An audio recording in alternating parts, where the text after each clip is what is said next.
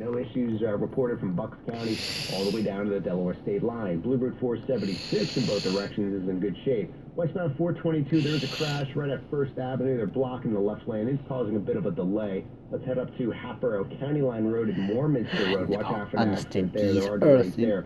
Let's go back to Center City. Thanks to an AT&T phone force tip, there is blocked at 16th Street. Maybe some sort of construction right now, but it is jammed, so you can stay away or just watch for the detours. Now, in New Jersey, I got some better news for you. If you're stuck in that mess on 295 South, still slow between Route 38 and 73, but that crash has been cleared, so the delay really started to shrink. Rest of 295, no issues right now. 42 Freeway, Route 55 are also running at the speed limit. Mass Transit on their closest schedule. I'm Justin Drobick, and that's your mark for Niche Craig Union 24-hour traffic center.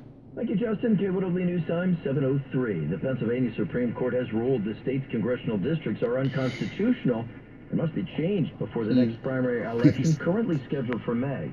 KWW City Hall Bureau Chief Pat Loeb reports Republican state legislators say they'll take the ruling to the U.S. Supreme Court.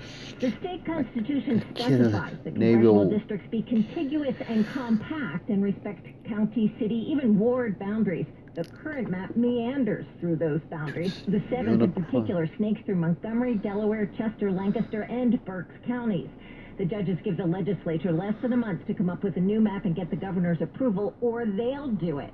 State Senate Republicans call that overstepping and will seek an injunction this week, but Mimi McKenzie of the Public Interest Law Center, which helps represent the plaintiffs, sees no other choice. Once you determine that this map violates the Constitution, I don't see how you can continue to hold elections under that map. The court says the primary may be moved if the state needs more time. Pat Loeb, KYW News Radio.